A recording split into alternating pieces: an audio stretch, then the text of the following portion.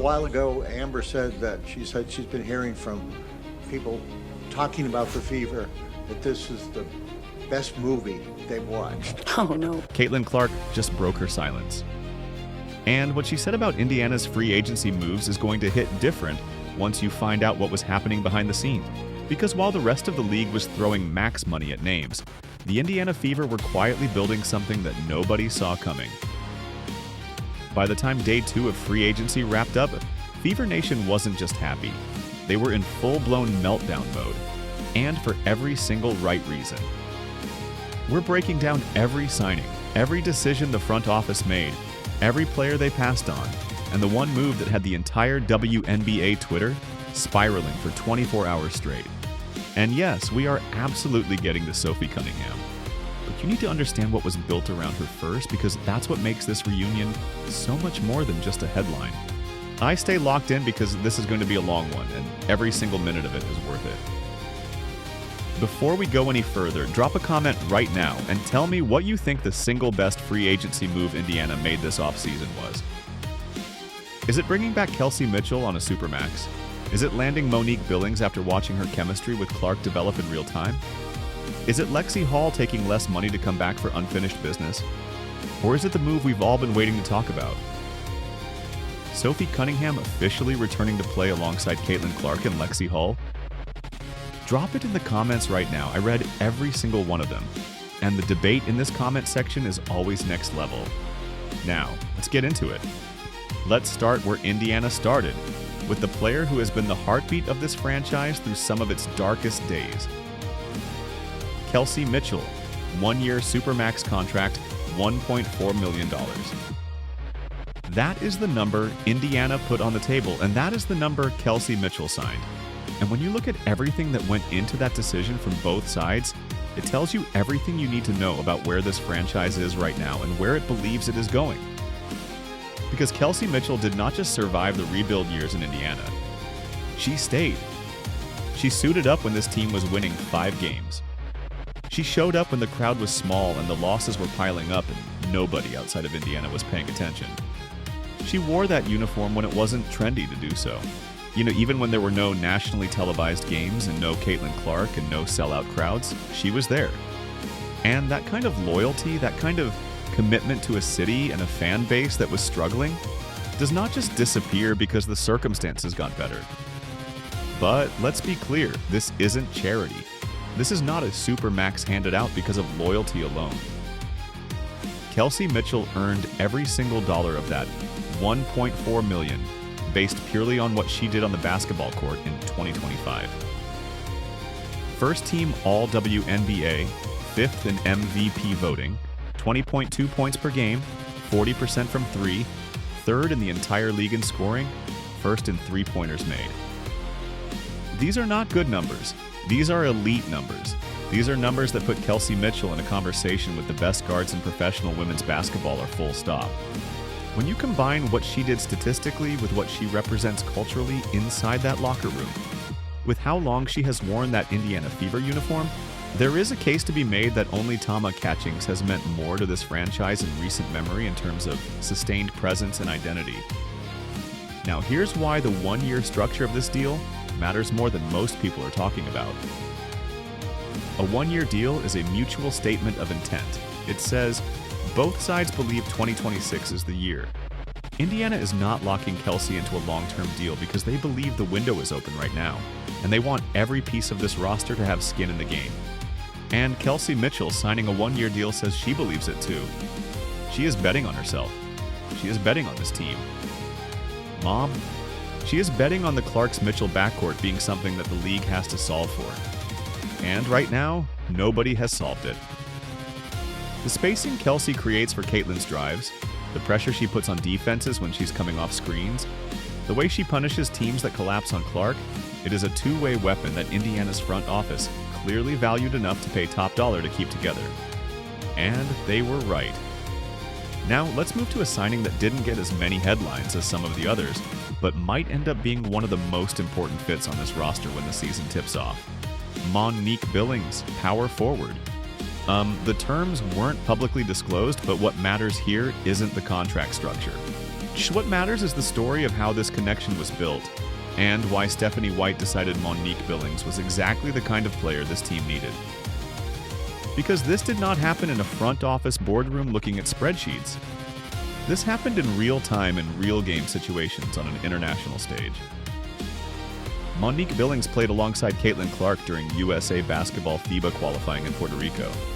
And if you watch those games, and you should have, you saw something special happening between those two players in terms of how they read the floor together, how Billings moved without the ball, how she positioned herself to maximize what Clark does best. In fact, the very first points that Monique Billings scored for USA Basketball came off a Caitlin Clark assist. Think about that.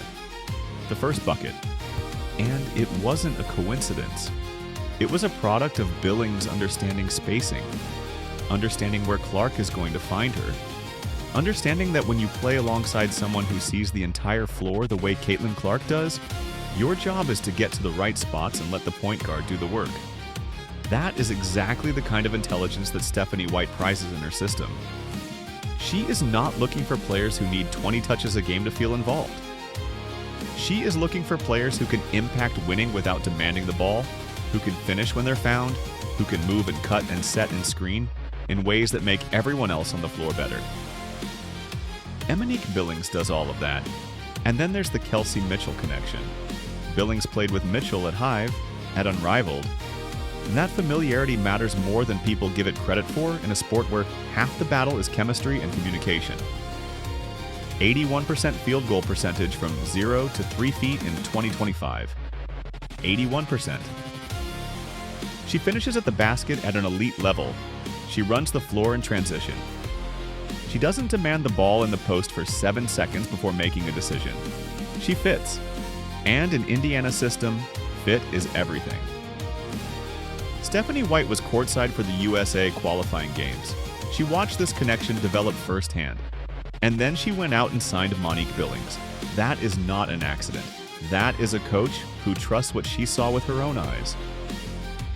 Now, we're getting to one of the most underrated stories of this entire free agency period. And I want you to pay close attention because this says everything about what Indiana is trying to build culturally. Lexi Hall, multi-year team-friendly deal. And the key phrase there is team-friendly because Lexi Hall had options. She had teams calling. She had money on the table that was very likely more than what Indiana offered her. And she took less. She took less money to come back to Indiana because she has unfinished business with this team, in this city with these teammates. And when a player does that, when a player voluntarily leaves money on the table because they believe in something, you cannot manufacture that. You cannot coach that into existence. That is character. That is buy-in at a level that most front offices spend years trying to build. You might remember how Lexi Hall's 2025 season was announced. She posted on TikTok from Augusta, Georgia during the Masters, standing right next to Caitlin Clark. That was not a coincidence. That was a signal. These two were already talking, already aligned, already planning. And when Hall posted that video, Fever Nation absolutely erupted because they knew what it meant. Now let's talk about what Lexi Hall actually brings on the floor because the loyalty narrative is great, but the basketball is what wins games. She guards the 2, the 3, and the 4. Linebacker body, high-level IQ. She played through 2 black eyes in the 2025 season. Just kept suiting up, kept competing, and kept guarding the opposing team's best wing player while her face looked like she'd been in a street fight. That kind of toughness is infectious. It sets a standard for how this team is going to compete every single night. 40% from 3 over the last 2 seasons. That puts her in the top 5 in the entire WNBA among players with 200 or more attempts. She is not a complimentary shooter. She is a legitimate perimeter threat who spaces the floor in ways that make driving lanes open for Clark and attacking opportunities easier for Mitchell. And when you put Hall alongside Sophie Cunningham, which we're about to get to, something truly special happens on the defensive end. More than 50% of the team's total steals when those two are sharing the floor together. That is not a small number. That is a disruptive. It's game-changing, identity-defining defensive duo that makes every possession harder for the opposition. Lexi Hall took less money for more winning, and Indiana got one of the best culture pieces in the entire WNBA at a number that should age beautifully. All right, it's time. You've been patient, you've been waiting, and yes, we are talking about Sophie Cunningham. Sophie Cunningham is officially returning to Indiana to play alongside Caitlin Clark and Lexi Hull. And if you were watching free agency in real time, you know that this was handled in a way that was almost cinematic. It started on day one with Caitlin Clark. She posted a TikTok. I will let you find it if you haven't seen it. And in the comments, she tagged Sophie Cunningham. Just tagged her casually like it was nothing, and like she wasn't just dropping the biggest tease of the entire free agency period to millions of people who were watching every move Indiana made. And Fever Nation immediately lost their minds because when Caitlin Clark tags you in free agency comments, it means something. It is not random. It is not just friendly banter. It is a signal. And then Sophie Cunningham's Instagram started happening. She was posting videos of hill runs, training content, the kind of stuff you post when you are physically preparing for something, and you want your audience to know that you are working without explicitly telling them where you are going. Fans were reading every post like it was a congressional document. Every comment, every like, every response was being analyzed by Fever Nation, trying to decode what was going on. And then Cunningham responded to one of the comments with, "No invite is crazy." And the entire internet understood that she was already in on the joke. She already knew the deal was already done. The Fever and Sophie Cunningham had agreed on terms before day 2 even started, and Indiana made a conscious decision to hold the announcement. They let the drama build. They let the fans speculate. They let the TikTok and Instagram moments breathe. And then they dropped the confirmation and watched the reaction hit like a wave. Sophie Cunningham signed at a team-friendly rate. Terms were not publicly specified, but what is publicly known is that she left money on the table just like Hull, because she wanted to be here. She wanted to be in Indiana alongside Clark. Alongside Hull are completing the trio that fans have already started calling Tres Leches: Clark, Hull, and Cunningham. A nickname born out of a moment that went viral and turned into something that Fever Nation adopted as a full-blown identity. And now that trio is officially back in Indiana together, and the rest of the WNBA has to deal with it. Now, here is what makes the Sophie Cunningham story even more compelling. Monmouth, Indiana didn't just automatically run back to her. They evaluated. They were disciplined. They looked at other options before committing the cap space that Cunningham was going to require. And we have to talk about those other options because the decisions Indiana made in passing on them says as much about this front office as the signings they actually made. Azura Stevens was on the board.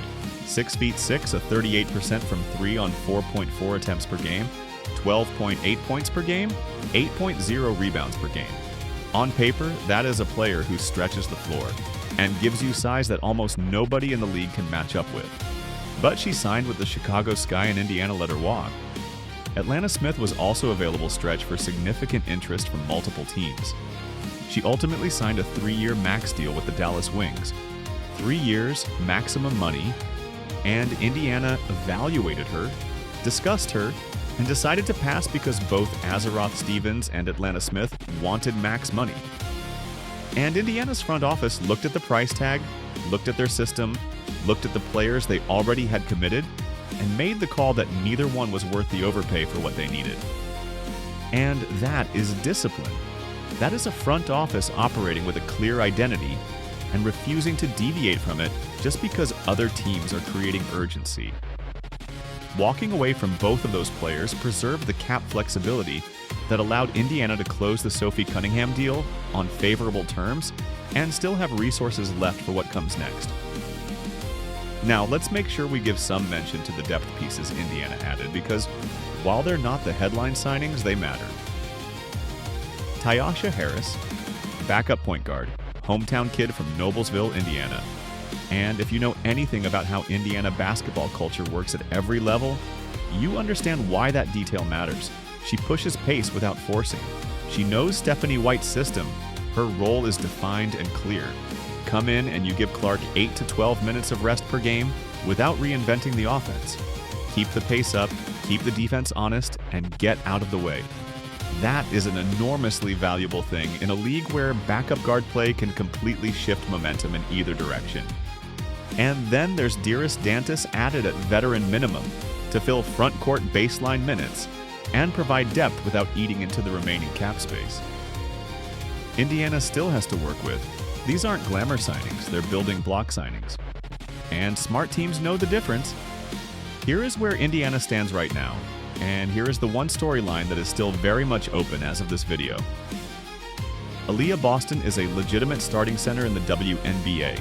She is a high IQ player, an elite finisher around the basket U, and a cornerstone of what Indiana is trying to do.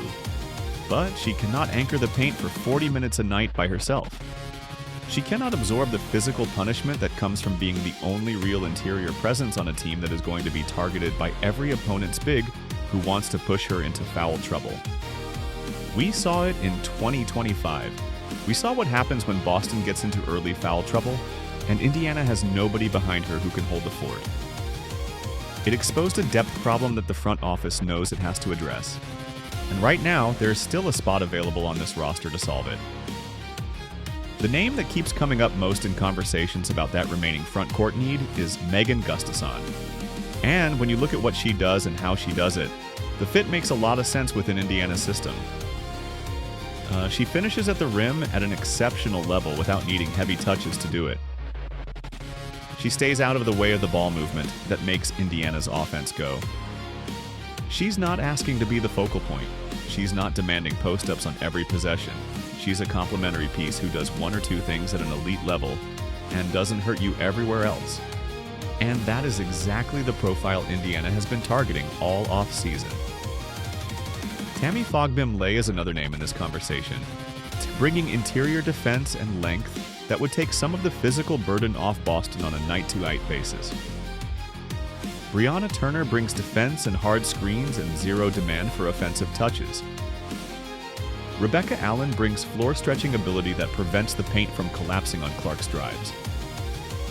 Indiana is not going to rush this decision. They passed on two big-ticket signings to preserve flexibility for exactly this moment. Whoever they land here, watch for it. Let's bring this home because when you pull back and look at everything Indiana has done in this free agency period, there's a through line that connects every single decision. Every player they signed took less money to be here. Every player they signed fits a specific role in Stephanie White's system. Every player they signed has a demonstrable connection to Caitlin Clark, whether through USA basketball, unrivaled, TikTok moments, or years of shared experience inside that locker room.